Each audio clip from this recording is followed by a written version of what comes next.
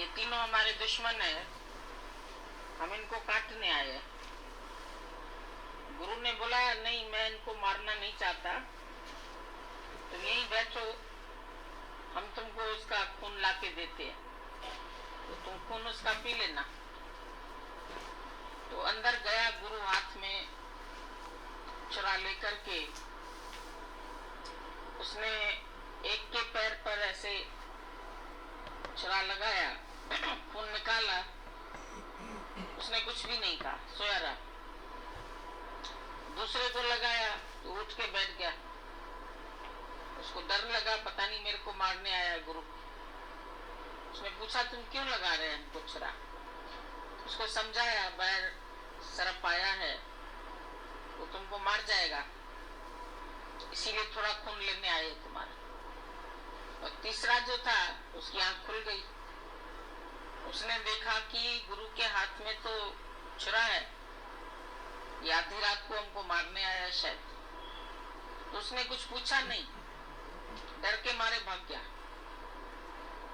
और जैसे ही भागा, पैर सरप था, उसने उसको काटा और उसकी मृत्यु हो गई। तो ऐसे तीन तरह के जिज्ञासु होते हैं। एक तो उत्तम जिज्ञासु है, वो तो उसके सामने गुरु चाहे कैसी भी लीला करे, उसको कभी संकल्प नहीं आता है। इतना दृढ़ विश्वास है उसका कि कैसी भी लीला गुरु की देखे, उसका मन नहीं चलता है। और दूसरे का मन चलता है तो वो गुरु से प्रश्न करके उत्तर ले जाता है, वो भी बच जाता है फिर भी। लेकिन कनिष्ठ जो होता है, वो तो बस छुरा देखा और भागा। उसको लगता है सत्संग में मरना पड़ेगा बहुत, भागो भाई यहाँ से, यहाँ तो गुरु हम लोगों को कत्ल कर देगा। गुरु अहंकार को मारता है, लेकिन मन समझता है मेरे को मारता है। कभी गुरु शब्द ऐसे बोल देता है, कभी कहेगा जाओ अभी यहाँ नहीं बैठो, कभी प्यार करेगा, कभी किसी और को करेगा, तो तुमको जलन हो जाएगी कि हमको क्यों नहीं करता है। तो ऐसे गुरु का भी बोला ना, भी गीता भगवान ने, कि कर्म देखता है मन, और कर्म देखता है तो भाग जाता है। भाग जाता है तो फिर बाहर जाके माया है सरप, वो माया उसको काट लेती है, फिर वो माया के अधीन हो जाता है। तो संत के पास जाइए तो साथ न लीजिए कोई, आगे पांव धरीजे पीछे होए सो होए।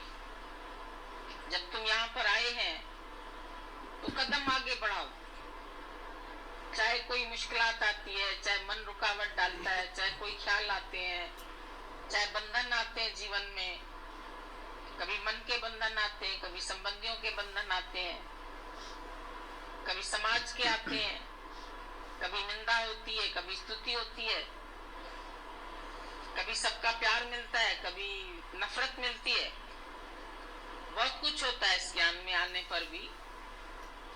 बहुत सी कठिनाइयों का भी सामना करना पड़ता है, पर गुरु कहता है ये सब देखो मत, हर चीज का मुकाबला करो और आगे बढ़ते जाओ। आगे पांव धरीजे पीछे हुए सो गए। अभी सोल्जर जैसे युद्ध के मैदान में जाता है और वहां बंदूकें, तोप और ये सब देख के लौट के आ जाएगा तो उसको कायर बोलते हैं। ये कायर व्यक्ति है जो लौट के आ गया। राजपूत स्त्रियां तो जौहर कर देती थी कि मेरा पति ऐसा कायर है, इसको मैं पति नहीं बोलूंगी। खुद अपने हाथ से उसको तलवार देती थी, तिलक लगाती थी, जाओ युद्ध में, तो डरती नहीं थी। जैसे लोग डरते हैं कहीं मैं विधवा न हो जाऊं, मेरा पति मारा न जाए, पर वो खुश होती थी कि वो वीर गति को प्राप्त हुआ। मैं एक वीर की पत्नी हूँ। कायर की पत्नी होने से तो फिर वो अपने को जला देती थी, बोले इसके साथ तो नहीं रहेंगे। तो तुम्हारा मन भी कभी कभी कायरता दिखाता है। ज्ञान मुश्किल है, मन को मारना मुश्किल है। कभी गुरु का कर्म देखेगा, इसने ऐसा क्यों किया, वैसा क्यों किया, मेरा साथ नहीं दिया, मेरे को प्यार नहीं किया, मैं गया तो मेरे को जवाब नहीं मिला, दूसरे को आने दिया, मेरे को नहीं आने दिया। बहुत सारी बातें हो जाती है। पर जब हम अपने मन को समझा देते हैं, जो गुरु करता है हमको उसके कर्म में नहीं जाना है, क्योंकि उसका रहस्य वो जाने, तुम उसका रहस्य नहीं जान सकेंगे। डॉक्टर किसी को चीरा लगाता है, किसी को इंजेक्शन लगाता है, किसी को खाली दवाई लिख के देता है, किसी का ब्लड टेस्ट करने के लिए खून निकालता है, तो हम खुशी से बांध देते हैं, भाई हाँ निकालो। ऐसे थोड़ी बोलते कि नहीं हम तो ब्लड नहीं देंगे, हम तो ऐसे नहीं करेंगे। तो डॉक्टर के जैसे हर बात में हमको भलाई समझ में आती है, चाहे वो ऑपरेशन करे, चाहे इंजेक्शन लगाए, चाहे एनेस्थीसिया दे। अब दूसरा कोई व्यक्ति एनेस्थीसिया देगा, तुम्हारा गहना बहना उतारने के लिए देगा, सुंगा देते हैं चोर लोग भी। पर डॉक्टर तो इसलिए नहीं देता है, उसका अंदर से भलाई का भाव होता है, इसका ऑपरेशन करके इसके अंदर जो बुराई है, ट्यूमर है, खराबी है कोई, उसको निकाल दे। तो किसी को एडमिट भी करता है, किसी को बाहर से ही उसको भेज देता है, भाई नहीं तुम्हारे तो खाली हल्का खांसी जुकाम है, घर जाओ ठीक हो जाओगे। तो गुरु को भी तरह तरह से भक्तों के कारण रूप धरने पड़ते हैं। भाव भक्ति के कारण छिन्न छिन्न रूप धरा। कभी राम बनता है, धनुष लेके जाता है, कभी कृष्ण बनता है तो प्रेम से रिझाता है, बांसुरी से रिझाता है, कभी गुरु नानक वैरागी बन के दिखाता है।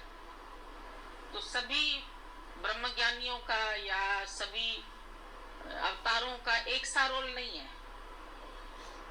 हर पिक्चर में हर व्यक्ति का रोल अलग अलग होता है।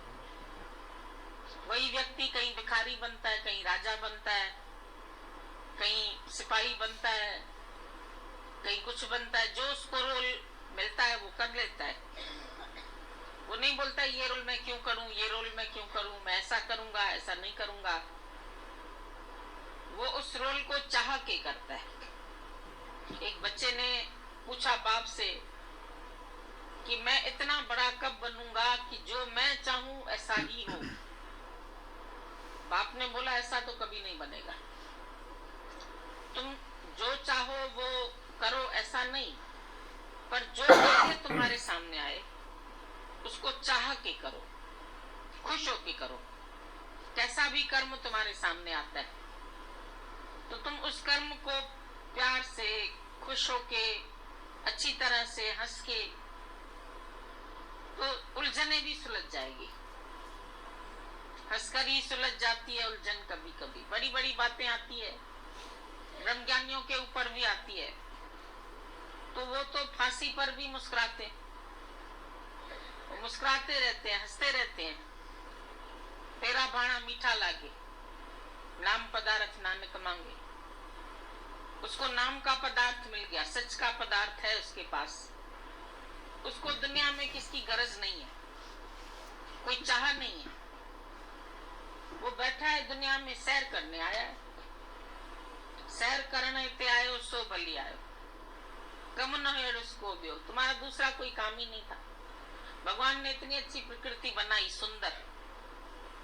हर चीज को देखो तो हैरानी हो जाए, कैसे फल बनाए, कैसे बीज बनाए, कैसे मनुष्य बनाए, कैसे पशु पक्षी बनाए। उसकी कुदरत में क्या नहीं है। पक्षी उड़ रहे हैं तो जानवर चल रहे हैं, तो गाय दूध दे रही है, तुम दूध पीते हैं। हर एक का संसार में अलग अलग पार्ट दिया है भगवान ने। पर मनुष्य जो है वो कुदरत देखते देखते फंस जाता है कहीं ना कहीं, किस न किस के मुंह में फंस जाता है। शादी होती है तो पति में फंस गया, पत्नी में फंस गया। छोटा है तो माँ चाहिए, माँ को प्यार करता है। बड़ा हुआ तो दोस्तों के साथ दोस्ती होती है, फिर कभी किसी के साथ इतनी ज्यादा दोस्ती हो जाती है, गर्लफ्रेंड है मेरी, बॉयफ्रेंड है, अभी मैं इसको नहीं छोड़ सकता, भले ये दूसरी कास्ट का है, मेरे को इसी से ही शादी करनी है, जिद करता है। तो चलते चलते कहीं न कहीं तुम अटक जाते। किसी ने पूछा आनंद कैसे आए? आनंद के लिए तरीका एक ही है कि तुम सबको देख के मुस्कुराते हुए चलो, सैर करते हुए चलो। तू सैलानी मुसाफिर, करने आए हो सफर, तुम यहाँ सफर करने आए हो। सफर करने में एक दिन ट्रेन में रहना पड़ता है, 2 दिन रहना पड़ता है, फिर तो उतरना ही पड़ता है। तो जब ट्रेन से उतरते तो पहले प्लेटफार्म पर पैर रखते, फिर प्लेटफार्म से बाहर आते तो कार में रखते या टांगे में रखते या रिक्शा में रखते, जहाँ भगवान पैर रखाता है वहां रखते। फिर घर में आ जाते, जहाँ पहुंचना होता है वहां पहुंच जाते। तो सृष्टि की भी तुम सैर करने आए हैं।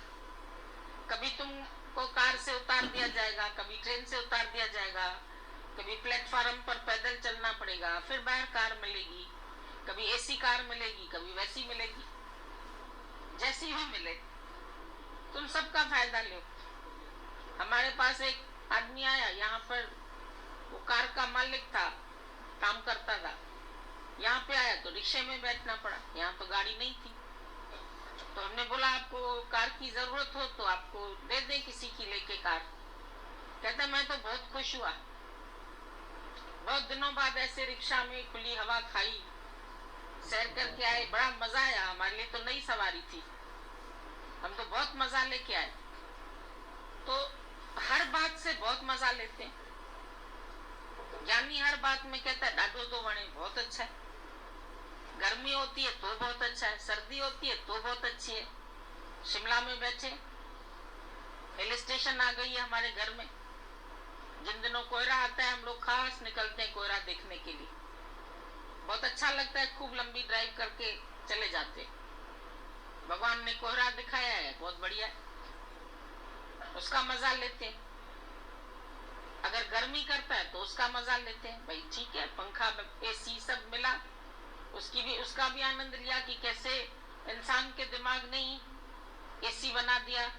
मतलब अपना जहां उसको सुख मिला तो उसने अपने सुख के साधन बना दिए, उसके दिमाग ने सब काम कर दिया। गर्मी लगती है तो पंखे बन गए, सर्दी लगती है तो स्वेटर बन गए, ओवरकोट बन गए, अपने को चेंज कर दिया, परिस्थिति को तो नहीं चेंज किया। परिस्थिति का तो आनंद लिया, बाकी उससे बचाव के लिए अपने को चेंज कर दिया। तो संसार में जो कुछ हो रहा है परिस्थितियां ही हैं, अब उनके बचाव के लिए तुम अपने को सही कर दो।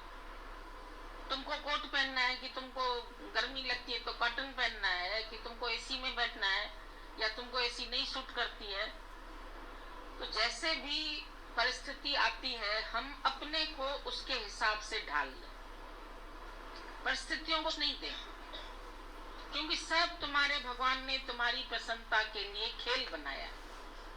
मूवी बनती है, तुम जाओ जाके कुर्सी पर आराम से बैठ के देख के चले आओ, परेशान क्यों होते?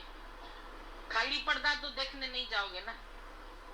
जब पिक्चर स्टार्ट हो रही है 3 बजे, तो 3 बजे से पहले तुम थोड़ी बैठ जाएंगे जाके कि भाई हम पहले सुबह से ही बैठ जाते हैं। जब पिक्चर चलती है उसका टाइम है 3 से 6 तक है, 12 से 3 तक है, तो वैसी टिकट लेके तुम देखने जाते, और तुमको कुछ नहीं करना है वहां, न लड़ाई देखनी है, न झगड़ा देखना है, न कोई सलाह देनी है, न कोई वहां से भागना है। तुम देखते रहते हैं और उसमें मस्त हो जाते हैं। उतनी देर तुम्हारा मन एक जगह चला गया, तुम्हारा मन एकाग्र हो गया, तुमको मजा आ गया। मजा तो पिक्चर में नहीं है, पर इतनी देर के लिए तुम्हारा मन कहीं भागा नहीं, इसलिए तुम शांत हो गए और फिर उसका मजा लेके चले आए। पर्दा एक वैसे का वैसा है। फिर पिक्चर बदलती रहती है, कहीं थर्सडे को बदलती है, कहीं फ्राइडे को बदलती है, हर शहर में अलग अलग तरीका है बदलने का। फिर तुम देखते कौन सी वाली है, फिर तुम्हारा मनपसंद हीरो जिसमें तुम फिर उसमें चले जाते हैं।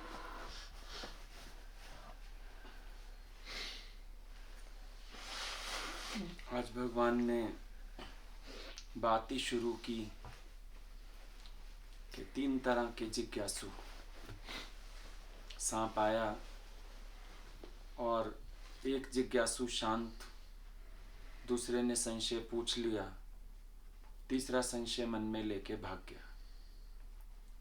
जो शांत सोया रहा उसका जीवन रक्षक गुरु बना, जिसने संशय पूछ लिया वो भी बच गया, लेकिन जो संशय मन में लेके भागा उसका अहित हो गया। कभी कभी हम अपने आप को ओवर इंटेलिजेंट समझते हैं और संशय अपने अंदर इकट्ठे करते रहते हैं। तो जो ये संशय बुद्धि है ये हमेशा इंसान का विनाश करती है। अब आ गई कोई बात मन में, पूछनी ज़्यादा बेहतर ताकि बने रहें।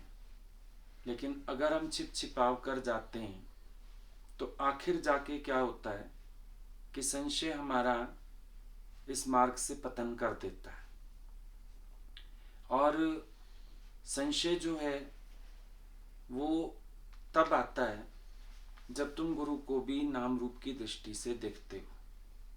भगवत दृष्टि से देखोगे तो संशय का कोई मतलब नहीं बनता है, क्योंकि कर्म ही नहीं है तो संशय कहाँ से आया। लीला है, और लीला जो है वो तो ऊपरी होती है। जैसे पिक्चर में पार्ट प्ले करता है कोई, तो जब वो नीचे उतर के आता है तो आप उसको उस दृष्टि से नहीं देखते हो कि ये तो अभी लड़की को धोखा दे के आया है, ये तो अभी मर्डर करके आया है। आप उस दृष्टि से नहीं देखते हो, क्योंकि आपको मालूम होता है कि ये ऊपर का इनका एक पार्ट है, लीला मात्र है। ऐसे ही जब गुरु के लिए भी भगवत भाव बनता है तो समझ में आता है वो अहमता में नहीं है, वो ममत्व बुद्धि वाले भी नहीं है, और वो किसी कर्म के कर्ता भी नहीं है। मेरी आंख जो देख रही है वो लीला मात्र है। जैसे अभी सपने में आप देखो ज्ञानी ने कुछ किया, तो क्या आप उसको मान लोगे कि हाँ वो ऐसा ही है? नहीं मान सकते, क्योंकि सपना आपका, आप अपने ख्याल में कुछ भी सोच सकते हो। ऐसे जो जागृत में नजर आता है ये भी लीला है। ऐसी भावना होनी चाहिए। अगर ऐसी भावना नहीं बनती है तो बहुत ज़्यादा इंसान साथ चल नहीं सकता है। कई बार हम मन में रखते हैं बातें, कई बार हम आपस में करते हैं बातें, कभी इनडायरेक्टली बोलते हैं। ये सब अंदर संशय बुद्धि का परिणाम है। और संशय बुद्धि ऐसी अगर गुरु में आती है तो निश्चय बुद्धि तो कभी होगी नहीं जिंदगी में। भगवान बहुत अच्छी बात बताते थे कि अगर चलते चलते किसी को गुरु के लिए ही संशय बुद्धि हो गई, कई लोगों को हो जाती है, ऐसे क्यों बोला, वैसे क्यों बोला, मेरे लिए ऐसी क्यों बात हुई, अपना ज्ञान नष्ट नहीं करते हैं पर गुरु के लिए संशय रख लेते हैं। तो बताते थे भगवान कि ऐसा व्यक्ति निश्चयात्मक बुद्धि वाला नहीं हो सकता। वो कितना भी शोर करे, मैं बड़ा निश्चय में हूँ, मैं बड़ा ऐसे हूँ, पर संशय आया, उसकी भक्ति खत्म हुई, तो निश्चय तो कभी हो ही नहीं सकता। क्योंकि श्रद्धा और भक्ति यही निश्चय बनते हैं आगे जाके। जो गुरु में संशय रख के बैठा है और साथ ही साथ कहता है मैं निश्चयात्मक बुद्धि वाला हूँ, तो वो झूठ बोल रहा है। वो निश्चयात्मक हो ही नहीं सकता। पहले भाव गुरु के लिए होगा तो गुरु ही उसको निश्चय की स्थिति में खड़ा करेगा ना। तो इसलिए संशय बुद्धि कभी भी नहीं हो। पहली तो कोशिश ये होनी चाहिए कभी हमारे अंदर कोई संशय पैदा ना हो। और सपोज कभी कोई बात आ भी जाती है, बेहतर है बैठ के उसका निवारण करो। या तो कोई ऐसा चढ़ा हुआ गुरु के संग रहता है, कोई चढ़ा हुआ है, उससे बात करो, नहीं तो गुरु से बात करो सीधे। और मन की बात खुली रखो। अब उसमें भी मन डराता है, क्या सोचेंगे कि ये ऐसा है, ये ऐसी सोच वाला है, शायद आगे से मुझे साथ ही ना दें। ये ऐसी बातें भी दिमाग में आ जाती हैं। लेकिन मन को पीछे करके हम अपने संशय का निवारण जरूर करें। अब कई लोग संशय मन में रखते हैं, फिर अंततः सत्संग से छूटते हैं, क्या फायदा। कई लोगों को मैंने देखा है, अपने शहरों में सत्संग में जाते हैं, फिर जो सत्संग करते हैं उनमें इन्वॉल्व हो जाते हैं, गुरु से भी ज्यादा उनमें भाव रखते हैं। अब अगले तो पूर्ण तो है नहीं, फिर संशय आते हैं, फिर संशय उनको घर बिठा देते हैं, फिर कहते हैं हम गुरु से बात करेंगे तो अगला व्यक्ति मेरे को सत्संग नहीं बैठने देगा। अभी इतना सब कचरा जमा कर लिया। इससे बेहतर जब संशय शुरू हुआ, तुम गुरु से आके सीधी स्पष्ट बात करो कि मेरे से ये भूल हुई, लेकिन अभी आप मेरे को निकालिए इस दलदल से, और उसमें भी पूर्ण सच्चाई। फिर हम उनके भी अच्छे बनना चाहते हैं, गुरु के भी अच्छे बनना चाहते हैं, ऐसे भी काम नहीं होता है। तो ये संशय बुद्धि हमेशा इंसान को जैसे लेग पुलिंग करती है, पीछे खींचती है, और अपने पास इतने जवाब नहीं होते। कई बार अपने पास जवाब नहीं होते हमारे कि हम अपने मन को समझा पाएं, क्लियर कर पाएं। वो गुरु के पास बैठ के ही क्लैरिटी होगी, और उसमें भी जहां कोई सामने वाला गलत है वो गलत है। गुरु अगर किसको गलत बता रहा है तो वो गलत है, और जो राइट ट्रैक है वो राइट है, वो भी कैच करना पड़ता है। अब देखो, संशय पे बात चलाएं अगर, अब ख्याल एक और आ सकता है कि भगवान तो अपने आप को समदृष्टि वाला कहते हैं कि मेरी तो समदृष्टि, समभावना, दावा तो यही है कृष्ण का, गीता का ज्ञान ही यही है। अब सोच सकते हो आप लोग भी कि फिर अर्जुन को ही क्यों चुना ज्ञान सुनाने के लिए। इतने सारे लोग वहां पर खड़े थे, भगवान को सबको सुना देना चाहिए था ज्ञान। ऐसे तो कहते हैं मैं बड़ा समदृष्टि वाला हूं, फिर आज अर्जुन पर विशेष कृपा क्यों हो रही है। अब पहली बात है, अर्जुन अगर गीता के ज्ञान के लिए चुना गया है तो अपने विनम्रता के कारण, कृतज्ञता के कारण, समर्पण के कारण, शरण आने के कारण, भगवान को अपने मन की सच्चाई बताने के कारण बहुत सारे गुण हैं जिसकी वजह से भगवान ने अर्जुन को ज्ञान सुनाने के लिए चुना है। अब देखो, एक डॉक्टर के पास हम जाते हैं, जो डॉक्टर के पास जाएगा डॉक्टर उसी को दवा देगा या हमारे घर दवाई देने आ जाएगा? जो जाएगा। पहली बात समर्पण की आ गई कि जब कोई गया, अर्जुन ने उनका साथ लिया, अर्जुन उनके पास गया, अर्जुन ने उनको रथ दिया अपना, पहली बात समर्पण की आ गई। अब जब तक कोई सौंपेगा नहीं, भगवान उसका रथ कैसे संभाल ले। भाई आप खुद अपनी गाड़ी ड्राइव कर रहे हो, आपकी तबीयत खराब हो रही है, आप किसी को बोल देते हो साथ बैठे को कि तुम थोड़ा ड्राइव करो, मेरी तबीयत ठीक नहीं है, ये ना हो कोई और एक्सीडेंट हो जाए, तभी तो अगला आपकी सीट पे आके बैठेगा।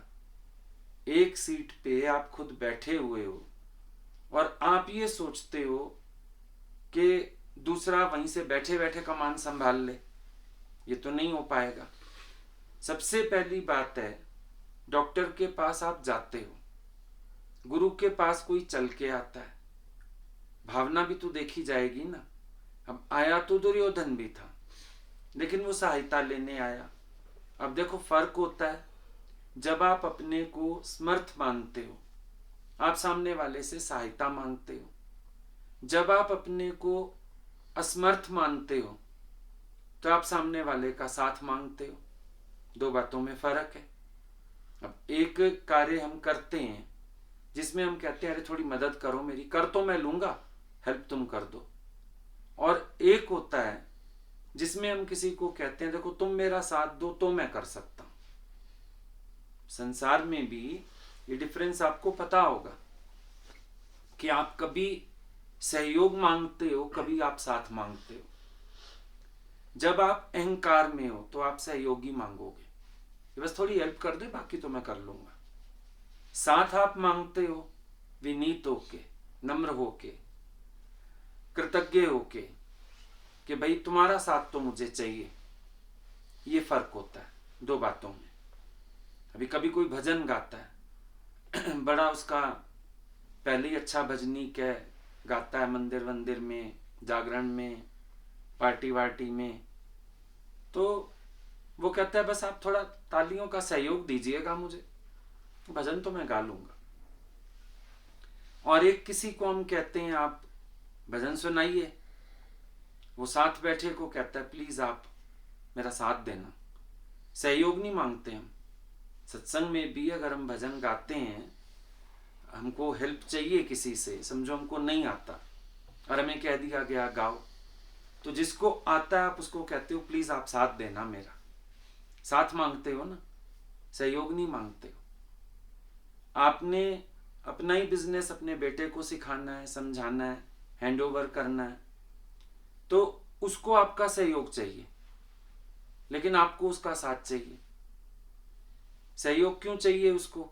अभी स्टार्टिंग है, मेन तो पार्ट आप ही करोगे। वो सहयोग करेगा, आप उसको सहयोग करोगे, लेकिन आपको उसका साथ क्यों चाहिए? बिजनेस आपने हैंड ओवर करना है, आपको लगता है साथ साथ रहे, देखे, सीखे, समझे। हमेशा एक पहलू भी नहीं है साथ का कि अगले व्यक्ति को हमसे कुछ चाहिए। कभी कभी हमें भी चाहिए होता है, इसलिए भी हम साथ मांगते हैं किसी का।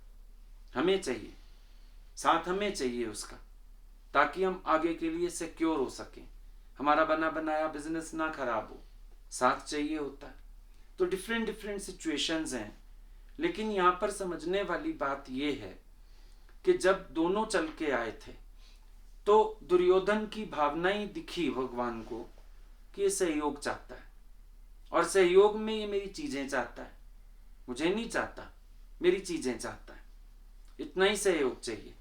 कभी शादी होती है ना किसी के घर में, आजकल तो फैशन नहीं है, पहले आप लोग खास काम पूछने भी जाते थे, लड़की की शादी है, बताओ कोई सेवा हो तो जो हमारे लायक हो, हमें बता दो। काम करते थे ना एक दूसरे के। आजकल फोन पे पूछ लेते हैं, कोई कार्ड देने आता है, बताना बताना कोई काम हो, सबको पता है फॉर्मेलिटी है। पर फिर भी ऐसे में क्या होता है, कभी कभी किसी को हम कहते हैं काम बताना, कहता है अपना गाड़ी ड्राइवर भेज देना। उसने सहयोग मांगा, साथ नहीं मांगा। उसने ये नहीं कहा आप आ जाना। पहले हम मांगते थे साथ। बड़े बुजुर्ग होते थे ना, चाचे फूफे ऐसे लोग होते थे, वो बोलते थे काम बताना, आप नहीं करना है, हलवाई के पास तो आप नहीं बैठना है। तब हम मांगते थे साथ। अब मांगते हैं सहयोग, गाड़ी ड्राइवर भेज देना, थोड़ा जरूरत पड़ेगी, रिश्तेदार लेके आने हैं एयरपोर्ट से, कोई स्टेशन से लाने हैं, डिफरेंस हो गया। आजकल सब सहयोग से चल रहा है। मेन तो हम सोचते हैं हम कर लेंगे, या सब कुछ रेडीमेड है। अब दुर्योधन ने भगवान का सहयोग मांगा है। भगवान को पता है नारायणी सेना मांग रहा है, मैं नहीं चाहिए, इसको सेना बढ़ानी है, मार काट करने वाले लोग ज्यादा चाहिए, ताकि मर भी जाए मेरी सेना कम ना हो, सहयोग चाहिए। अब जब सहयोग है, भगवान सहयोग के पीछे अहंकार पहचान रहे हैं, किसको अपनी सामर्थ्य पे अभिमान है। मेरा साथ ये तब चाहता जब इसको लगता कि भगवान के साथ मेरी सफलता है। अभी इसकी ऐसी कोई भावना है नहीं, नजर ही नहीं आ रही ऐसी कोई भावना, इसको अहंकार है। इसका मतलब उसके चुनाव से, उसने जो चुना, भगवान उसका अभिमान ताड़ गए। अब वो विनम्र ही नहीं है, वो समर्पित ही नहीं है, वो अपने आप को समर्थ भी मान रहा है। फिर वो युद्ध के मैदान में भी बड़े अहंकार से, प्रसन्नता से भर के आ रहा है। भगवान समझ गए ये ज्ञान के योग्य नहीं है। ज्ञान के योग्य एक व्यक्ति तब होता है जब उसके अंदर नम्रता होती है, समर्पण होता है, निराभिमानिता होती है, और अंदर उसके एक भाव होता है मुझे भगवान का साथ चाहिए। कई लोग नहीं सत्संग बना लेते हैं, सहयोग ले लिया, सीख गए सत्संग करना, सीख गए लेक्चर करना, सीख गए भजन गाना, अब भगवान का साथ लेके काम, सहयोग लेके काम बन गया। जिसका हम साथ लेते हैं उसको हम साथ रखते हैं, लेकिन जिसका हम सहयोग लेते हैं काम पूरा होते ही हम उससे किनारा कर जाते हैं। जिसने सहयोग लिया गुरु से भी, वो अपना सत्संग वत्संग बना के किनारे होके बैठ गया, मेरे को तो इतना ही सहयोग चाहिए था, अब उसको दर्शन भी नहीं चाहिए, अब उसको गुरु भी नहीं चाहिए, अब उसको नम्रता भी नहीं करनी, अब उसको झुकना भी नहीं। तो भगवान क्या समझ गए, इसको सहयोग चाहिए था, काम पूरा किया, इसने गायब हो गया। लेकिन जो साथ लेके चलता है गुरु को, भगवान को, वो साथ रखता है हमेशा। तो यहां से एक कमी दुर्योधन की समझ में आ गई उनको। अब डॉक्टर के पास कोई गया क्लिनिक में, तो डॉक्टर कहेगा मैं इसको देखता हूं। उसके ऊपर जिसका नाम आप दर्ज कराते हो, समझो आप 2 लोग गए हो, दोनों को खांसी है, नाम आपने एक का लिखवाया, तो डॉक्टर किसको देखेगा? एक ही को देखेगा जिसका नाम है। चाहे आपको पास बैठे खांसी भी आ रही है, डॉक्टर हंसेगा, दवाई तो आपको भी चाहिए, आप बोलते नहीं नहीं मेरा तो ठीक है, ऐसे अभी खांसी आ गई, ओके। वो उसको चेकअप करेगा, उसकी दवा लिखेगा, उसकी केयर करेगा, उसकी संभाल करेगा, क्योंकि वो शरण आया। शरण आया माना चेकअप कराया, समर्पण किया है ना, आके आ भी गया, फिर समर्पण भी किया कि जहां से वो गला देखेगा था मुंह खोलो, मुंह खोलते हो, आंख दिखाओ, आंख दिखाते हो, छाती दिखाओ, छाती दिखाते हो, घूम जाओ, पीठ से चेकअप करूंगा। फिर कहता है एक्सरे कराओ, एक्सरे भी कराते हो, है कि नहीं? कभी कहता है ब्लड टेस्ट कराओ, वो भी कराते हो। कभी कभी कहते हैं अल्ट्रासाउंड कराओ, वो भी कराते हो। आप शरण गए हो और आप बुद्धि नहीं चला रहे हो, आप डॉक्टर को उसका काम करने दे रहे हो आराम से, जो भी काम डॉक्टर को करना है। अब भगवान की शरण जो आया और फिर आने के बाद चेकअप से पहले अपना हाल चाल देते हो। डॉक्टर पूछता है हाँ जी क्या हुआ? डॉक्टर साहब बड़ी खांसी है, 4 दिन से बड़ा परेशान हूँ, एक दिन तो ठंड भी लगी थी, हरारत भी लग रही है शरीर में। पहले आप अपना हाल चाल देते हो, साथ साथ डॉक्टर मुआयना शुरू कर देता है, आपका बोलना जारी रहता है। उतनी देर चुप करते हो जितनी देर मुंह में थर्मामीटर लगाया जाता है, वरना बोलते जाते हो। अर्जुन ने जो पहले अध्याय में बोला सारा गलत नहीं बोला, जो उसकी फीलिंग है वो कह रहे बता दूं ना, डॉक्टर के पास आया बैठा हूं, आपको नहीं लगता सारा कुछ बता दूं? चक्कर भी आया था, डॉक्टर साहब आंखों के आगे अंधेरा भी आ जाता है, ऐसे लगता है फीस तो ले ही रहा है, आए भी बैठे हैं, इसको सारा कुछ ही बता दें। हालांकि डॉक्टर आधा सुनता आधा इग्नोर करता, ठीक हो जाएगा ठीक हो जाएगा, लिख दिए, दवाई इसकी भी डाल दी है मैंने। लेकिन आप बोलते हो, अर्जुन ने जो बोला पहले अध्याय में, अर्जुन ने जो बोला वो अपने मन का हाल दे रहा है और ईमानदारी से दे रहा है। बड़ी बात क्या है? ईमानदारी से अपनी बात भगवान के आगे रखना। अर्जुन ने ईमानदारी से अपना मन कृष्ण के आगे रखा है, हेराफेरी नहीं की, छुपाया नहीं। और जो भगवान ने कटाक्ष किया ना, पंडितों के से वचन कहता है, एक्चुअली वो वाणी भी दिखावे वाली नहीं बोल रहा है, ये सब उसकी फीलिंग है और दुनिया में होती है। आप देखो, अगर मैं पकड़ूं किसी को, भी समझो हम आपके घर ही आए, हम कहते घर तो बहुत सुंदर है, एक अज्ञान की बात करें तो मुंह से निकलता ही था सब भगवान की कृपा है जी। हालांकि हमें फील नहीं था, हालांकि हम गुरु के पास नहीं आए थे, हमें पता ही नहीं था करण करावा नापे आप, अंदर अपना अहंकार भरा होता था, उसके बावजूद भी बोलते ऐसा ही थे। अर्जुन को भी वही आता है जो उसने दुनिया में सीखा हुआ है। ऐसा नहीं वो भगवान को कोई दिखावा करके वाणी बता रहा है, और थोड़ा बहुत होता भी है, किसी सत्पुरुष के आगे इंसान थोड़ा बोलता है उस तरह से, फर्क ये भी पड़ता है। अब एक दोस्त यार आ जाए, अरे भाई बड़ा बढ़िया बंगला बना लिया तूने, बस भाई मेहनत करते करते आखिर पहुंच गए, अरमान था बच्चों के लिए बना दूं। और एक वहीं कोई संत आ जाए, बढ़िया बंगला बनाया सेठ जी आपने, आप जैसे महापुरुषों की कृपा, भगवान की कृपा। थोड़ा बंदा देख के हमारी भी भाषा बदलती है, नो डाउट। भले भगवान नहीं जानता अर्जुन, ज्यों का त्यों भगवान नहीं जानता, वो तो भगवान ने बाद में दर्शन दिया विराट रूप। उसके बावजूद भी उसको ये तो पता है कृष्ण सात्विक हैं, ये तो जानता है सत्पुरुष हैं, इतना तो जानता है ये बाकी लोगों से अलग है, इतना तो जानता है इनकी महिमा कुछ अलग है। तो अर्जुन ने वैसी भाषा का इस्तेमाल कर दिया, लेकिन कोरी भाषा नहीं, अपने अंदर की सच्चाई रखी है। अब डॉक्टर के आगे हम लोग अपनी बात रखते हैं, डायग्नोज करता है डॉक्टर। देखो, डॉक्टर का पहला काम है डायग्नोसिस, डायग्नोज करेगा। हम उसको बताएंगे हम क्या क्या महसूस कर रहे हैं, क्योंकि आप कुछ बताओ नहीं, जाके बैठ जाओ। आप डॉक्टर है ना, आप देखिए। अब है तेरा गला खराब, पता लगे डॉक्टर पैर का चेकअप कर रहा है, गड़बड़ नहीं हो जाएगी? बोलना पड़ता है। कई मूर्ख लोग आते हैं हम लोगों के पास, आप तो जानी जाना ना है, आप जान लीजिए मैं कहां से बीमार हूं, आप तो सब जानते हैं, आप जवाब दे दीजिए। फिर हम भी बोलते हैं सत्संग में जवाब हर बात कहा जाता है। चलो हम क्या करें? खाओ फिर, स्पेशल डोज तुम नहीं खा सकते तो जो कॉमन दवाइयां बिक रही हैं खाओ, कुछ हो नहीं सकता उसका। अंतर ये है कि अपने मन की बात कहनी पड़ती है। एक ने आके बोला, गलत बात भी बताते हैं कभी कभी। डॉक्टर के पास पेशेंट गया, डॉक्टर साहब जहां उंगली लगाता हूं वहीं दर्द है, जहां उंगली लगाता हूं वहीं दर्द है। डॉक्टर ने भी दुनिया भर के टेस्ट चेकअप, लाखों रुपया लग गया, खुद इतनी सुइयां चुभवा ली, इतने अल्ट्रासाउंड और पता नहीं क्या क्या हो गए। लास्ट में निकला पता है क्या? उंगली में फ्रैक्चर।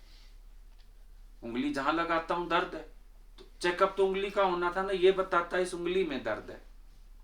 बताया नहीं, डॉक्टर ने दुनिया भर के टेस्ट करा डाले, निकला लास्ट में उंगली में फ्रैक्चर। हो गई गड़बड़। ये ऐसे नुकसान पड़ते हैं। वो दूसरे आदमी की बात आती है, डॉक्टर के पास गया, टांग नीली पड़ गई है, टांग नीली पड़ गई है। डॉक्टर ने भी टांग देखी, सच में नीली पड़ गई है। भाई इतना ज्यादा नीली है तो फिर काटनी पड़ेगी, कटवा ली। फिर दूसरी टांग नीली पड़ गई और निकला क्या?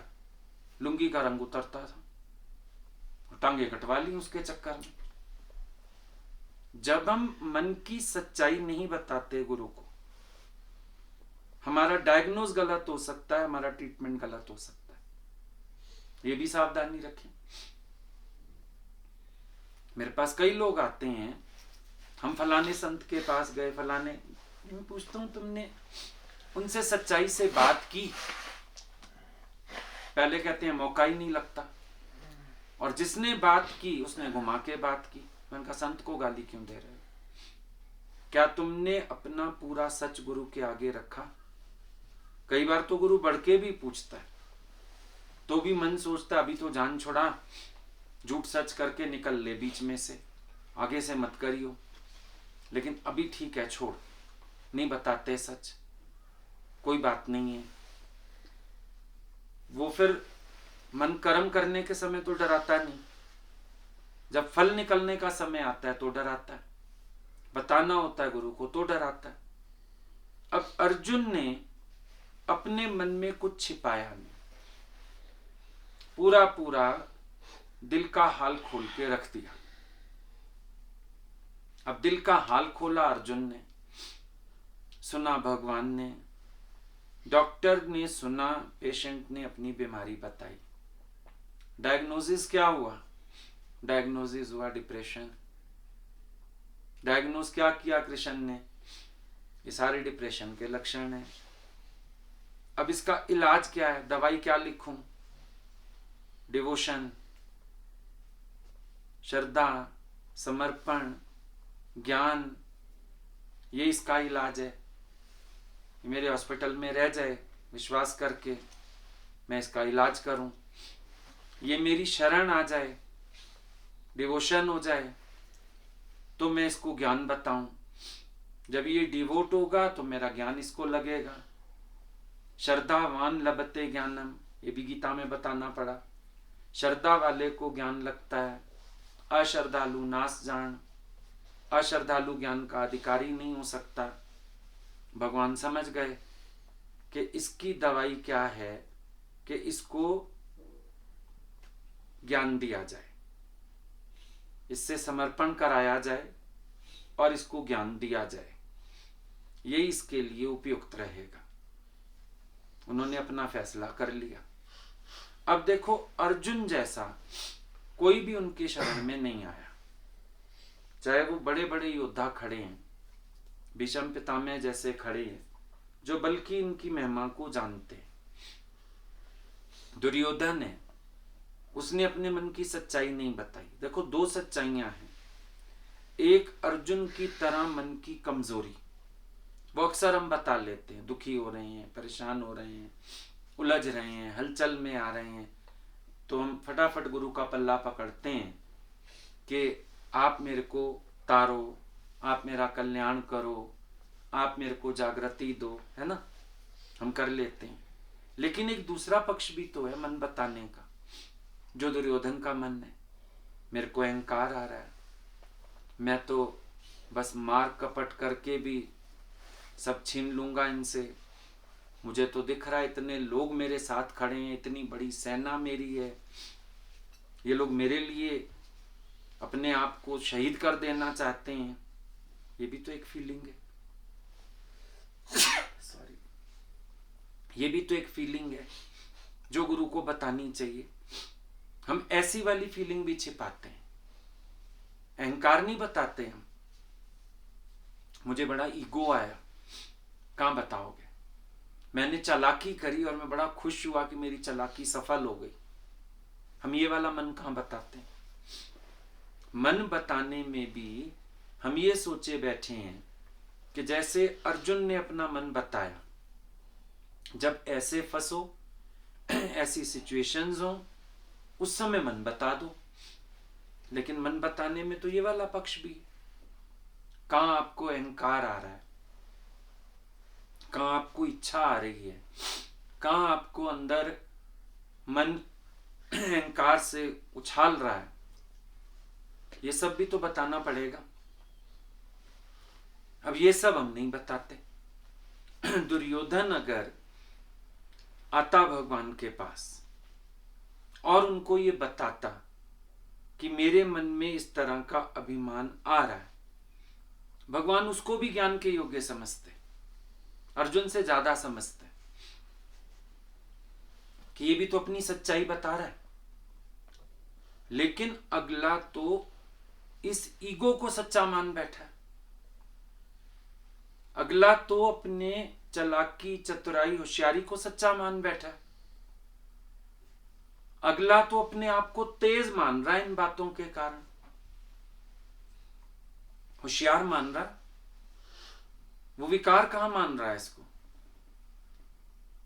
फर्क ये वाला भी तो हो जाता है ना। ये भी एक बहुत बड़ा डिफरेंस है कि हम कुछ चीजों को कबूलते ही नहीं कि ये हमारा स्वभाव है।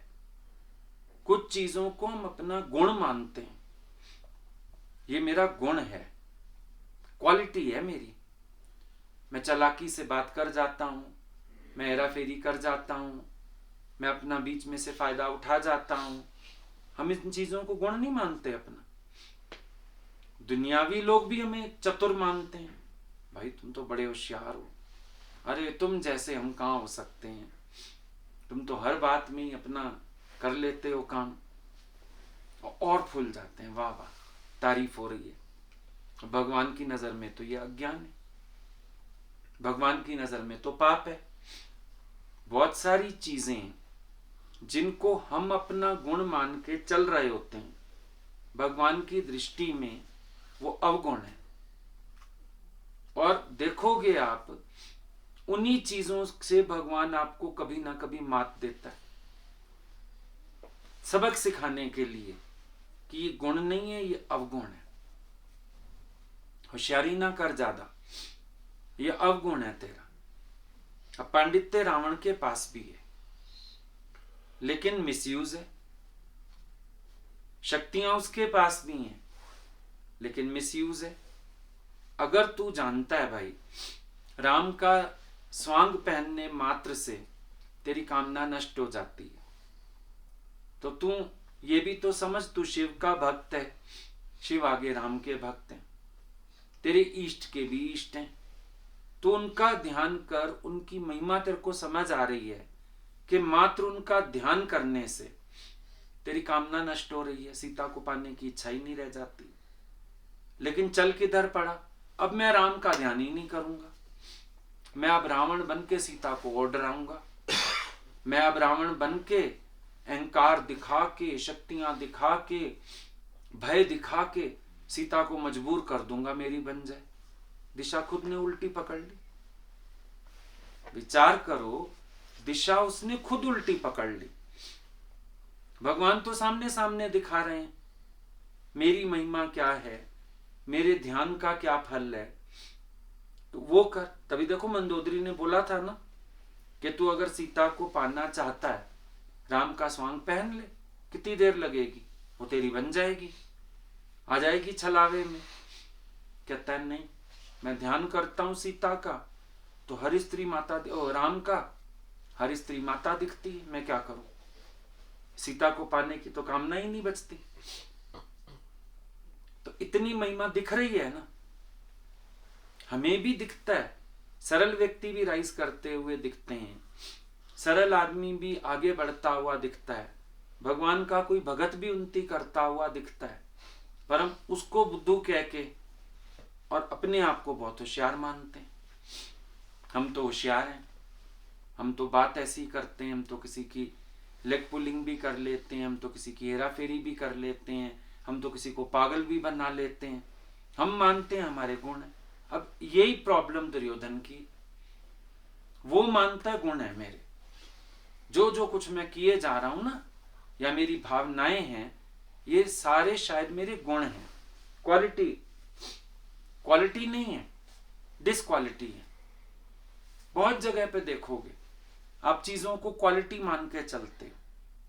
जब आप अपनी क्वालिटी मानते हो, श्रेष्ठता, तो आप हमेशा श्रेष्ठता को प्रतिष्ठित करने में रहते हो। आपकी सीखने की खिड़की बंद, दूसरों के प्रति आपका इग्नोरिंग एटीट्यूड, ये बुद्धू है, ये पागल है, इसको नहीं आता है, मुझे आता है, और उसी में गलतियां करते हो। भगवान मात भी हमको हमारे स्वभावों से ही देता है। कभी हम सोचते हम बहुत इंटेलिजेंट है, हम सब संभाल सकते हैं, हम सब कर सकते हैं, मैं ही रिस्पॉन्सिबल हूं, मैं ही होशियार हूं। भूलें भी आपसे होती हैं, माफियां भी रोज आपको ही मांगनी पड़ती हैं। कैसे? हम अपने स्वभाव की मात खाते हैं। भगवान अहंकार तोड़ता है, भगवान उस समय हमारे ईगो पे प्रहार करता है कि देख तेरे अंदर है ना, मैं ही अच्छा कर सकता हूं, मैं ही होशियार हूं, मैं ही अक्लमंद हूं, देख। अब दिखाता है भगवान, उसी समय दिखाता है। तो ये जो डॉक्टर को अपना हाल चाल देना है, काहे के लिए? अपने ट्रीटमेंट के लिए। अब ये भी भावना देखो, युद्ध की खबर दोनों ने दी है, अर्जुन ने भी, दुर्योधन ने भी। एक आया साथ के लिए, एक आया सहयोग के लिए। अब अर्जुन ने अपना मन बताया सारा खोल के, किस लिए? ट्रीटमेंट चाहता है। बीच में एक जगह बोल गया वापिस चलिए, वापिस चलते हैं। फिर शरण में बैठ गया, जो मेरे लिए उचित कल्याणकारी मार्ग होवे भगवान वो आप दिखाइए। डॉक्टर को हाल चाल किस लिए दिया? मेरा इलाज करो, समर्पण किया वहां पर, मेरा इलाज करो। अब भगवान मार्ग दिखाएंगे, अर्जुन समझेगा। लेकिन उससे पहले डॉक्टर ने जो डायग्नोज किया वो बोलेगा। जब डॉक्टर को आपने दिखाया ट्रीटमेंट से पहले, दवाई लिखने से पहले, आपको तो जी काली खांसी है, आपको तो जी मेरे को लग रहा है फेफड़ों में दिक्कत आ गई है, आपका तो मेरे को लग रहा है फ्रैक्चर है, एक्सरे करना पड़ेगा। अब कड़वी बात सुननी पड़ेगी, है तो कड़वी, जिस बीमारी का भी नाम ले ले डॉक्टर, है तो कड़वी, लेकिन सुननी पड़ेगी कि ये बीमारी है तुम्हें। इलाज फिर शुरू होगा। पहले तुम मानो तुम्हें ये बीमारी है, और सेकंड ओपिनियन के लिए भी फ्री कर देता है डॉक्टर, यू कैन गो। कहीं और दिखाना हो, पूछना हो, कई बार डॉक्टर साफ बोल देते हैं अगर आपको सेकंड ओपिनियन लेना है आप जा सकते हो, फिर आ जाना मेरे पास अगर आपको ठीक लगे तो, अदरवाइज इट्स ओके। यहां पर भगवान बांध नहीं रहे हैं अर्जुन को। अर्जुन ने दुखड़ा सुनाया, अर्जुन ने हाल चाल दिया सारा। अब भगवान को डायग्नोज हुआ, एक तो डिप्रेशन डायग्नोज हुआ, दूसरा एक्चुअल बीमारी क्या है, ये भयग्रस्त है, तनावग्रस्त है, क्या है बीमारी। अब अर्जुन वो भी सुनेगा, शरण बैठा है ना, सुनेगा कि तेरी बीमारी क्या है। अब दुर्योधन ये सुन पाएगा, मान लो वो आ जाता, भगवान कहते अर्जुन दुर्योधन तो बड़ा अहंकारी है, जो संधि के लिए गए भगवान और उनको बंदी बनाने पे आ गया। भगवान गए संधि करने, संधि की बात करने। हालांकि ये रूल नहीं है कि अगर कोई व्यक्ति आपके पास दूसरी पार्टी का संधि के लिए आ रहा है, आप उसको बंदी नहीं बना सकते। यही गलती रावण ने की थी, हनुमान को बंदी बनाया था, ये गलती की थी। यही गलती यहां पर हो जाती दुर्योधन से।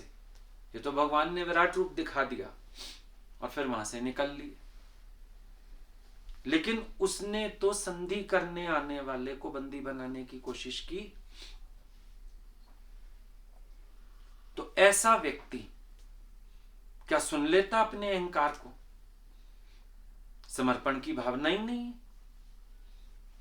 ना वो रोग बता रहा है, ना उसके अंदर सुनने के कान है, ना वो इलाज कराना चाहता। बड़ी बात तो यह इलाज कराना ही नहीं चाहता। आप देखो ज्ञान में भी आप लोग उस पार्ट पे वर्क करना चाहते हो जिसको आप एक्सेप्ट करते हो। जिस पार्ट को, अपने जिस स्वभाव को आप एक्सेप्ट नहीं करते हो ना, आप उसका इलाज भी नहीं चाहते, इसीलिए आप गुरु के आगे रखते भी नहीं।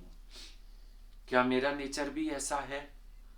आप बोल कर जाते हो, छिपा जाते हो, गुम कर जाते हो, लेकिन आप रखते नहीं हो, क्योंकि आपको इलाज कराना ही नहीं। आप बीमारी क्यों बताओगे? कईयों को इलाज नहीं कराना, वो डॉक्टर तक जाते ही नहीं। चले भी जाएं, कोई कह दे अरे डॉक्टर साहब है, मिल ले, बात कर ले अपनी, कहेगा नहीं मुझे जरूरत ही नहीं है, मैं ठीक हूं। ये भी तो बात है कि कोई व्यक्ति कब जाएगा दरवाजे पर डॉक्टर के। अब छोटी मोटी बीमारी होती है, आप जाना चाहते ही नहीं, घर में ही सोचते हो टोटके टूटके कर लें, खा लें कुछ घर का, इससे ही ठीक हो जाएं। ज्ञान से भी क्या करते हो? टोटके करने की कोशिश करते हो। नहीं, विचार है तो सही, गुरु है तो सही, उन्होंने समझा तो दिया है, हो जाएगा, धीरे धीरे होगा, कहते तो हैं रोज धीरे धीरे होता है, समय लगता है। कोई भी विचार अपने को दे के कई बार हम अपने को ठगते हैं, क्योंकि हम अपना रोग जाहिर ही नहीं करना चाहते। अगर हम अपना रोग जाहिर करें तो गुरु इलाज भी करें ना, जाहिर ही नहीं करते, क्योंकि रोग को हम रोग ही नहीं कह रहे, हम तो उसको निरोग अवस्था का एक लक्षण मान रहे हैं। दुर्योधन बीमार है, पर दुर्योधन को कहां लग रहा है मैं बीमार हूं? कृष्ण के नजरिए से बीमार है, ज्ञान के नजरिए से बीमार है। हमारे सत्संग सुनने के बाद मान सकते हैं दुर्योधन सिक है, बीमार है बेचारा, तकलीफ में है। अहंकार अपने आप में बहुत बड़ी बीमारी है। दूसरों का हक खाने की भावना, छीन झपट करने की भावना, ये बहुत बड़ी बीमारी है। अगले का हक अगले को ना देना बहुत बड़ी बीमारी है। अपनी प्रशंसा सुनना हर जगह बहुत बड़ी बीमारी है। अपने अगेंस्ट कोई शब्द ना सुनना बहुत बड़ी बीमारी है। अर्जुन से ज्यादा रोगी दुर्योधन है, लेकिन भगवान क्या करें, वो आता नहीं ना दरवाजे पे। उल्टा जो उसके रोग हैं वो उनको गुण मान के बखान कर रहा, बड़ा खुश हो रहा है। मैं ऐसा, मैं वैसा, मैं होशियार, मैं चालाक, मैं समझदार, बहुत खुश है। ये बीमार आदमी अपने को स्वस्थ कह रहा है। डॉक्टर क्या करे?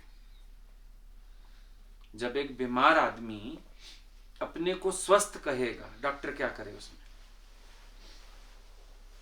भयंकर बीमार होने वाला आदमी कह रहा है मैं बिल्कुल ठीक हूं, मुझे इलाज नहीं चाहिए।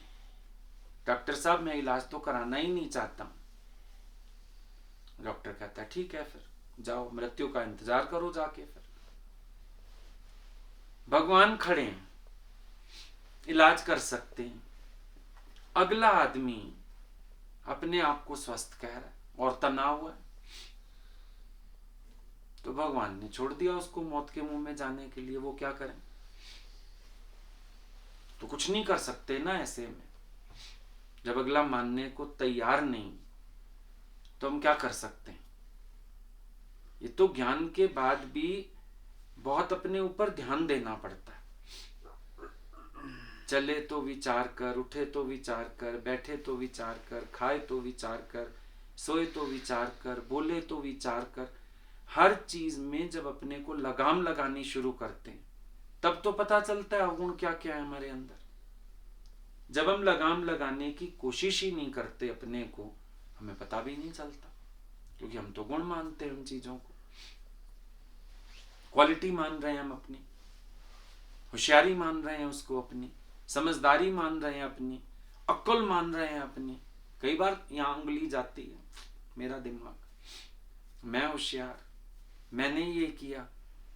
और बड़ी बात ये होती है, जितना बुद्धि पे अधिक भरोसा होता है अपनी, उतना हमसे गलतियां ज्यादा हो रही हैं, उतना कर्म ज्यादा बन रहा है। साक्षी होके बुद्धि को भी जानने वाले बनो। बुद्धि पे अंधा भरोसा गलत होता है। बुद्धि पे अंधा भरोसा नहीं कर सकते आप। आपका मन, आपकी बुद्धि, आपकी इंद्रियां सब आपको धोखा दे रहे हैं। बगावत छिड़ी हुई है अपनी देह में, क्योंकि इनको सही मार्ग दिया नहीं। इंद्रियों को आत्म रस पे लाते, राम रस पे लाते, इंद्रियां सात्विक होती। अब सात्विक इंद्रिय, मीरा की इंद्रिय, उसकी आंख क्या दिखाती? कृष्ण के सिवाय कुछ देखती ही नहीं। इनको रस पे लाना था ना। इन सब इंद्रियों को भगवान को बोलते हैं गोपाल, गौ को पालने वाले। गौ माना इंद्रियां। इन इंद्रियों को कृष्ण के संरक्षण में छोड़ना था, कृष्ण भावना में रखना था इनको। ऐसे ही मन को, बुद्धि को, सबको अगर हम ये आत्म रस की तरफ लेके चलते, ये हमारे लिए ना दुविधा पैदा करते। लेकिन आज हमने अपने से दुश्मनी कर ली, ये सारी दुविधा पैदा करके। आज हमारा मन भी दगाबाज है, आज हमारी बुद्धि भी धोखेबाज है, आज हमारी इंद्रियां भी हमारी विषामत का इंतजाम कर रही हैं। क्यों हो रहा है ऐसा? क्योंकि हमने इनको सही मार्ग नहीं दिया। सही मार्ग नहीं दिया हमने इन सबको गलत मार्ग दिया। अब ये सच को झूठ दिखाते हैं, झूठ को सच दिखाते हैं। अब जहां भगवान को प्रकट करना होता है, वहां अपना अहंकार आता है। जहां कर्म बनाने से बचना होता है, बुद्धि कहती है मैं बहुत होशियार, मैं बहुत समझदार, मैं बहुत। वो शिष्य कैसे भागा लास्ट वाला? पता नहीं है, गुरु तो कत्ल ही करता होएगा, भागो यहां से। अरे मूर्ख से पूछो, गुरु तेरा कत्ल करके क्या मिलेगा उसको?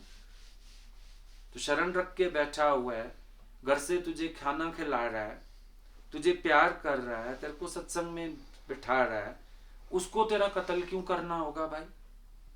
लेकिन बुद्धि है ना, वो कहती मैं तो भाग लूं, बचा ले हम अपने को। पता नहीं गुरुजी का क्या इरादा है। भागा तो बाहर सर्प ने पकड़ा। फिर तो जब अपनी बुद्धि पर बहुत एतबार होता है, ऐसे हम फंसते हैं फिर माया जाल में, ऐसे हम फंसते हैं भारी बातों में। अर्जुन का अपने अहंकार पर एतबार, यही बहुत बड़ा धोखा है, बहुत बड़ा धोखा है।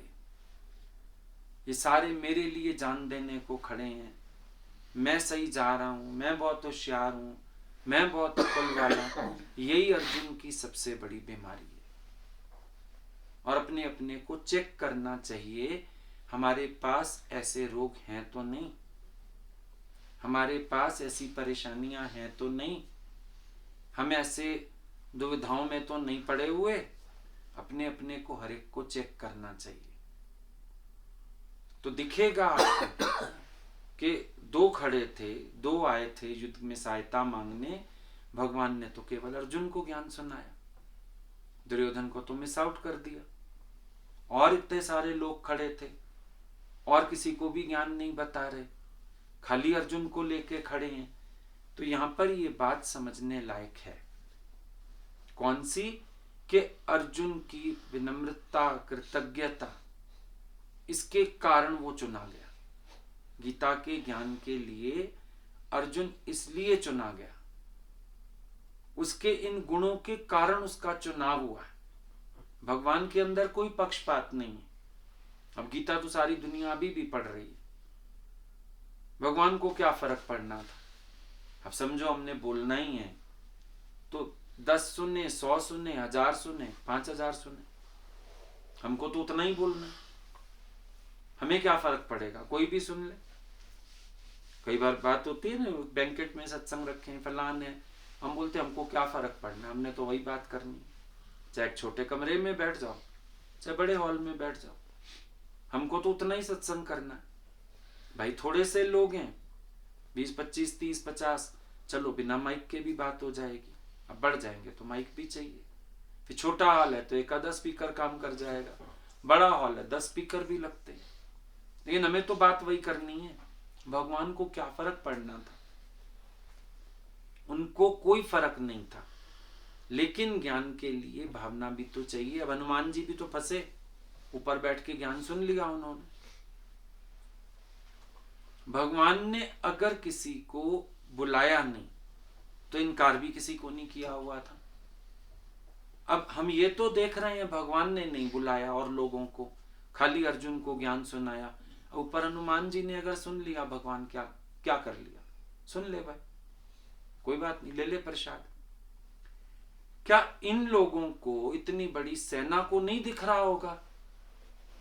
क्या दुर्योधन को, भीष्म पितामह को, इनको नहीं नजर आ रहा होगा कि भगवान अगर अर्जुन से, दोनों सेनाओं के बीच खड़े होके कोई बात कर रहे हैं, अचानक अर्जुन रथ से उतर गया, नीचे आके बैठ गया, नमस्कार की मुद्रा में बैठ गया, बीच बीच में कह रहा है आपको चारों ओर से नमस्कार है।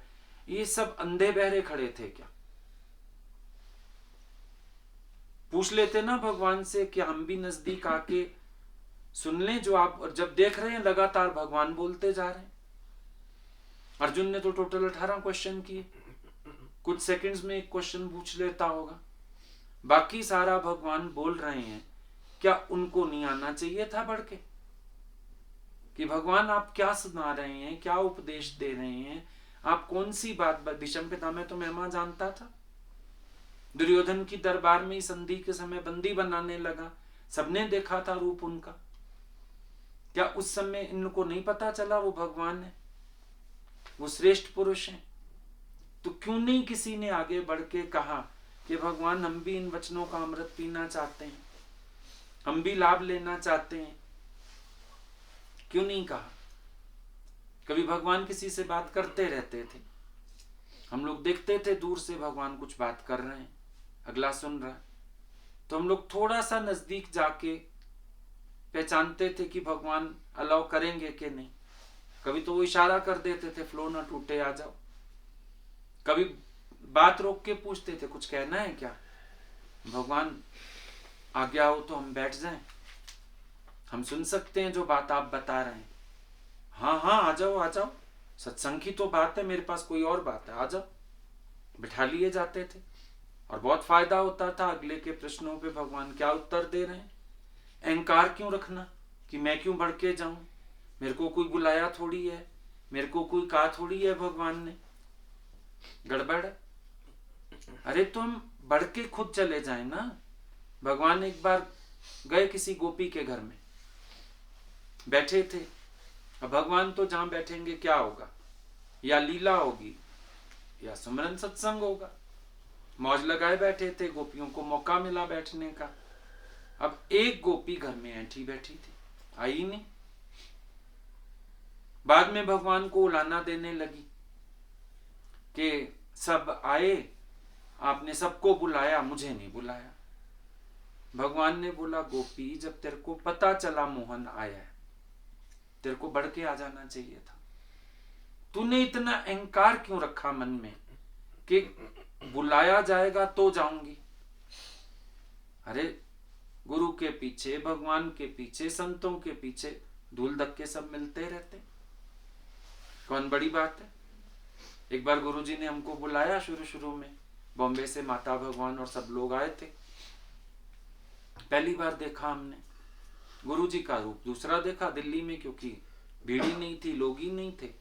आराम से हम लोग मिलते थे, बात होती थी। वहां पुराना शहर, पहले के आते जाते थे सब, बड़ी भीड़ भाड़, भागो उनके पीछे, कहाँ कभी वो कहाँ कभी कैसे, कभी प्रोग्राम ना पता चले। हमने गुरुजी को बोला, भाई अगली बार हमें ना बुलाइएगा जब ये लोग आए। बोले क्यों, हमको समझ में ही नहीं आ रहा है, सिर्फ भाग दौड़ मची पड़ी है, पता कुछ चलता नहीं। भगवान बोले, देख संतों के पीछे कभी धक्का कभी प्रसाद, दोनों मिलते हैं। अगर उनके पीछे धक्का नहीं खाओगे, प्रसाद कभी नहीं पाओगे। क्या हो गया, थोड़ा धूल धक्का खा लिया तो प्रसाद भी तो मिलता है, फिर सत्संग मिलता है, उनके पास बैठने को मिलता है। तो अक्सर क्या होता है, जब हमें धूल धक्का खाना पड़ता है ना, हमारा मन कहता है छोड़ो, ये मन में आती है भावना। लेकिन बढ़ के चले जाओ ना, आ जाते बढ़ के, पूछते भगवान आप कौन सा अमृत पिला रहे हो, हम भी पिए। आप क्या बता रहे हो, हम भी सुने। आप क्या जागृति दे रहे हो, हम भी ले लें। आखिर 2 घंटे युद्ध रुका हुआ है। एक बार तो नाद बज चुका, भीष्म पितामह ने दुर्योधन को प्रसन्न करने के लिए शंख बजा दिया। ये लोग भी जब एंटर हुए हैं, भगवान कृष्ण और अर्जुन वगैरह सफेद रथ पे, और वो पंचजन्य शंख था जो इनके पास, वो बजाते हुए आए थे। तो युद्ध के बिगुल तो बज गए। फिर भी बीच में रथ रुका हुआ है, कोई वार्ता चल रही है, 2 घंटे से सेना खड़ी है, लड़ाई शुरू नहीं हो रही। आखिर हुआ क्या, पता तो लगाते। और कितना ही दूर से क्यों नहीं देख रहे हो, ये तो समझ आता है कि भगवान बोल रहे हैं, अगला सुन रहा है। वो धरती पे बैठा हुआ है, वो हाथ जोड़ के बैठा हुआ है। फिर 10वें 11वें अध्याय के करीब आके तो वो विराट रूप चलो औरों को नहीं दिखा, लेकिन समझ तो आ रहा होगा अर्जुन की भावना से कि ये इस समय भगवान से कुछ अर्जित कर रहा है, कुछ तो है भगवान जो इसको दे रहे हैं। क्यों नहीं आए वो लोग चल के, क्यों अहंकार से ऐठे बैठे। समझो आज आपको पता चला, आपकी गली में मोहल्ले में हम आए हैं किसी से मिलने, तो आप इतना अहंकार क्यों रखो कि मैं क्यों जाऊं, अपने आप ही दौड़ के आ जाओ। अच्छा आप आए थे, हमको पता चल गया, हमने कहा हम भी तो मिलना है जाके, हम भी तो बैठे हैं जाके। अब ये भी तो एक बात है। सारों के सारे एक का भी दिमाग काम नहीं किया, या अहंकार ने आगे बढ़ने नहीं दिया, ये भी मान सकते हैं। उधर कौरवों वाली सेना तो दुर्योधन के डर के मारे ही ना आई, मान सकते हैं। लिहाज हो दुर्योधन का, आंख दिखा दे अर्जुन वो दुर्योधन। पर इधर अर्जुन की सेना वाले लोग भी तो थे, किसी ने प्रयास ही नहीं किया कि हम आगे बढ़ें, सुने समझें क्या बता रहे हैं कृष्ण। ऐसे तो कॉमनली लोग क्या बोलते रहते हैं, कहीं भी अच्छी बात सुनने को मिले सुन लेनी चाहिए, बोलते कॉमनली। तो जब तक सत्संग की महिमा ना पता हो, गुरु की महिमा ना पता हो, कहते हम तो सबको ही सुन लेते हैं। कई लोग मिलते हैं वो टीवी में कंटिन्यूअस सुनते हैं, एक संत का सुना, दूसरे का सुना, तीसरे का सुना, चौथे का सुना। कई लोग बताते हैं, एक हम पहले फलाने का सुन लेते हैं, फिर फलाने का, फिर आपका, फिर दूसरे का। भाई क्या हो रहा है ये? चलो खैर उस बात को वहीं छोड़ो। लेकिन अगर लोगों की ये धारणा भी है कि कहीं भी अच्छी बात सुनने को मिले हम सुन लेते हैं, फिर क्यों नहीं आगे हुए? हो जाते आगे। हमेशा भगवान के पास भी परिस्थितियां नहीं होती कि बुला ले। आज मान लो किसी ने मेरे से टाइम लिया, बात कर रहा है, बात करते करते उसका सॉल्व हो गया, जनरल बात पे आ गए। अब हम नहीं बुला सकते कि आ जाओ बाकी लोग भी, और हर समय हम क्यों कहें तुम फायदा लो। पर गिद्ध वाली नजर खुद रखनी पड़ती है कि जहां मौका लगे हम इशारा कर लें, हम आ जाएं, हम बैठ जाएं, हम फायदा ले लें। ये अपने आप करना पड़ता है, कोई कहेगा नहीं, अपने आप करना पड़ता है। इसीलिए ये रिवाज नहीं है मंदिरों से आपको इनविटेशन आए, भले आप बोलते हो सानू चिट्ठी आई है, मैया दे द्वारे असी जाना, सानू चिट्ठी आई है, आता कोई लेटर नहीं है। प्रोग्राम बन जाता है तो हम कहते हैं चिट्ठी आ गई हमें। कहां से आ गई? भाई मन में प्रेरणा उठ गई। ये रिवाज ही नहीं है कि मंदिरों से आपको न्योते आएंगे।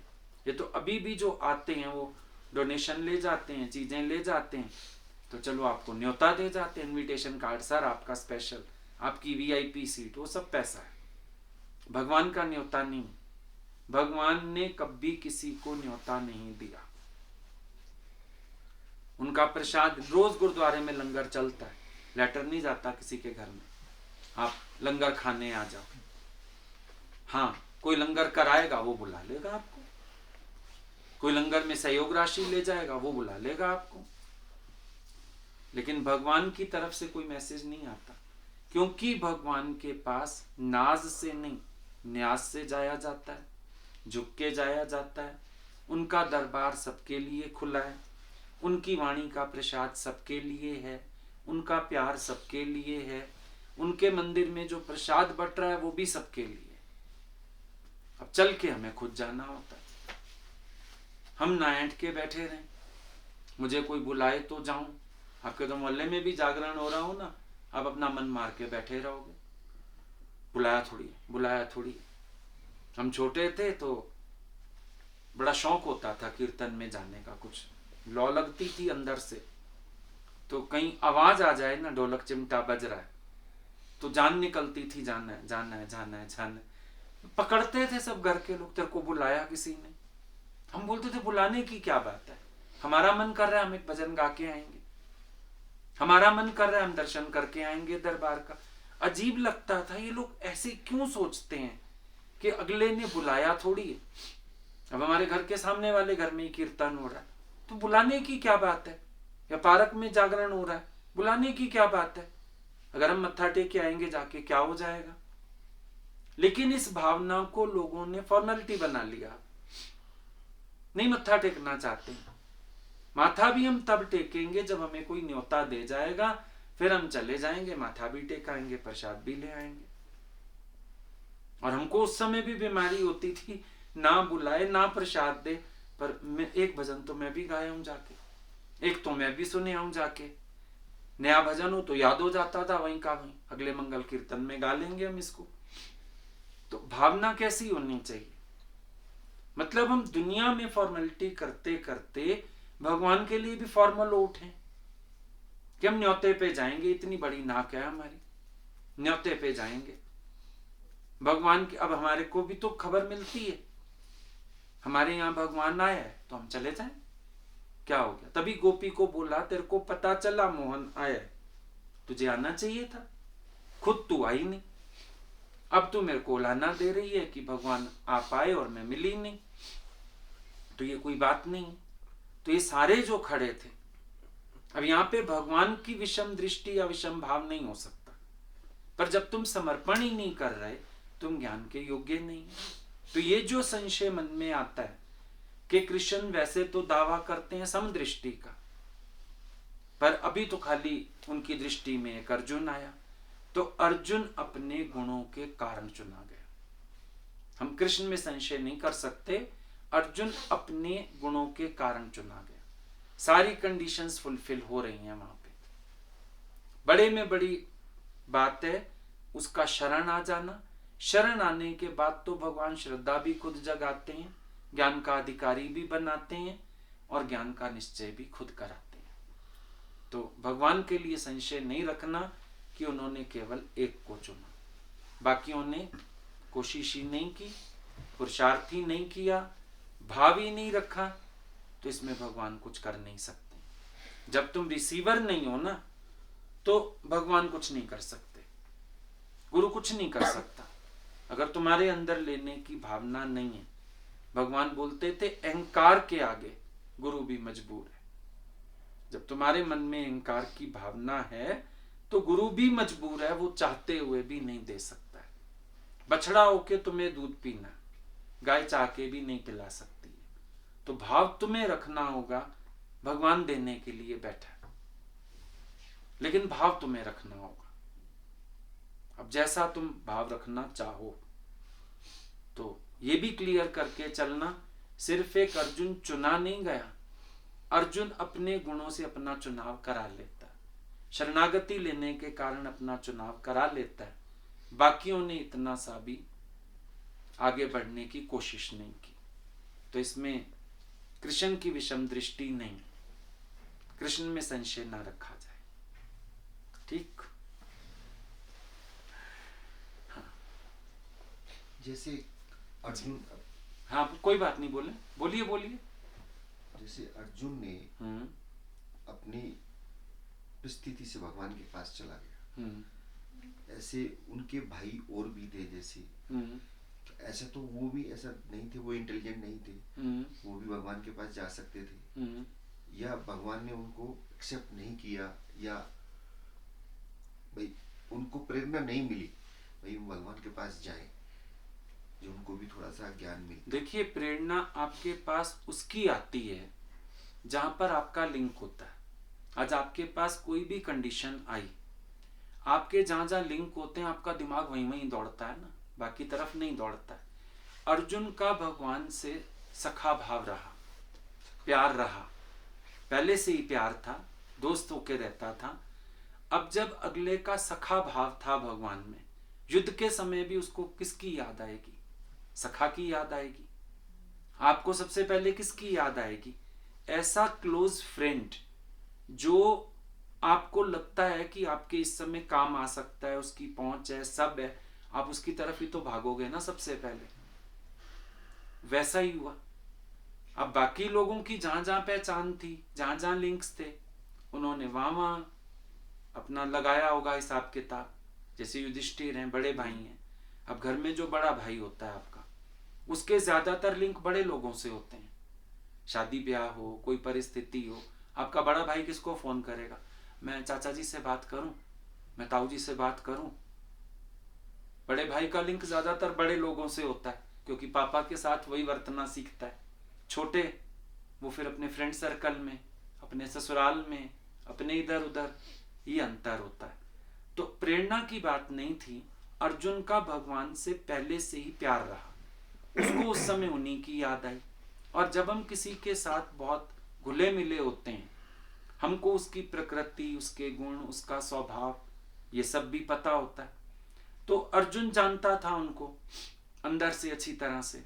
अब जब युद्ध के मैदान में उसको कमजोरी आई, तो उसने सखा भाव से अपना पूरा मन उनके आगे रख दिया। और ये इत्तेफाक था, उसका लक था कि आगे भगवान इतने ब्रह्म ज्ञान के धनी थे कि उन्होंने उसके रोग का निवारण, रोग को पहचाना भी और निवृत्त भी ज्ञान से ऐसा किया कि युद्ध तो जीता ही जीता, लेकिन अर्जुन अपने जीवन को भी जीत गया, जीवन का उद्देश्य भी जीत गया।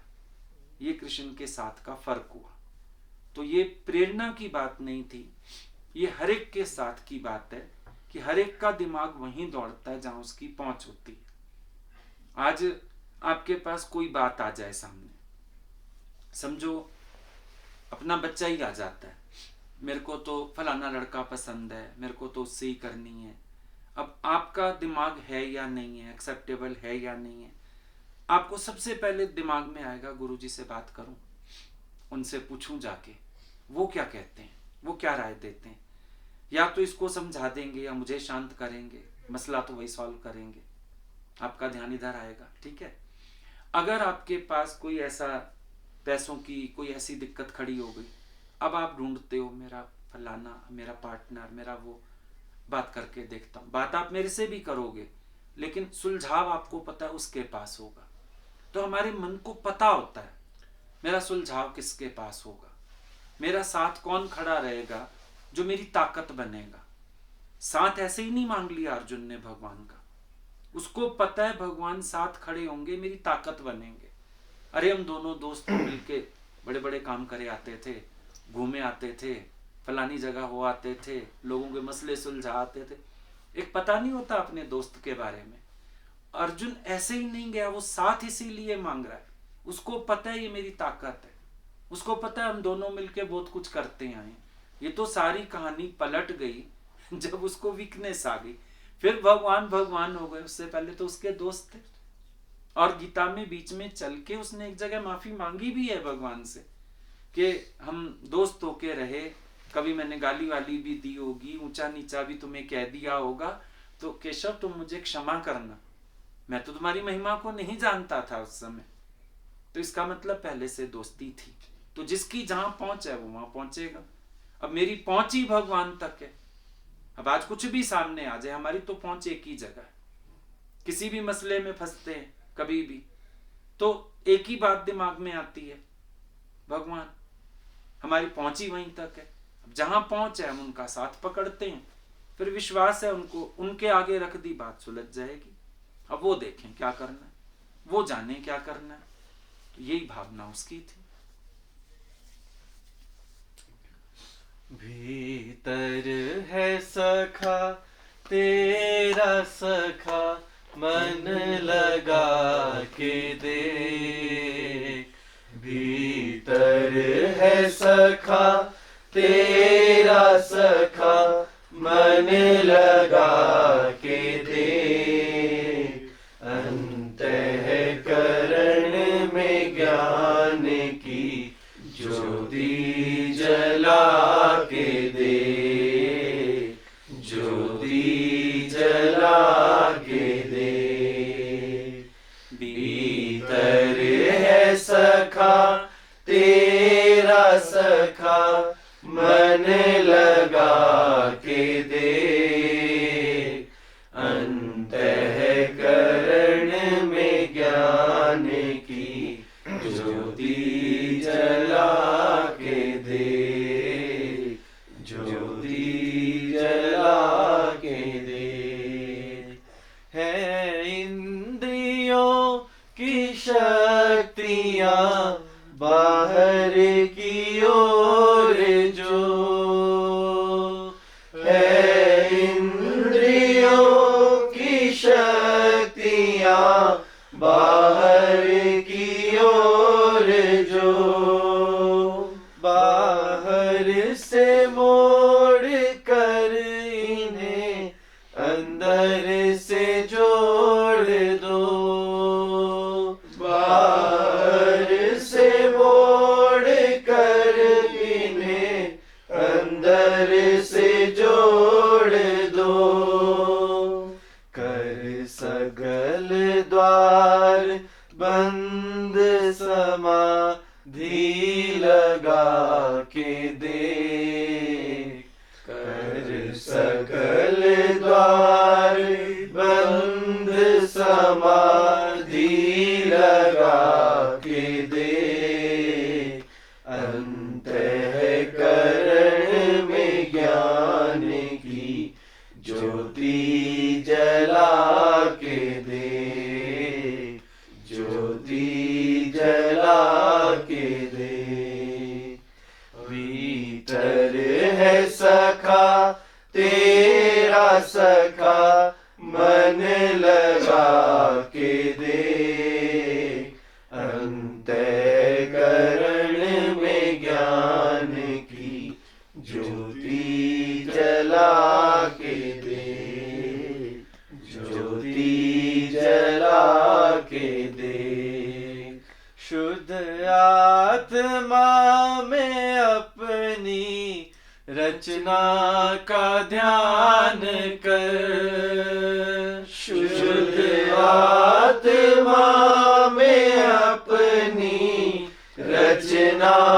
का ध्यान कर, निश्चय ही झूम जाएगा, महिमा का गान कर। निश्चय ही झूम जाएगा, महिमा का गान कर।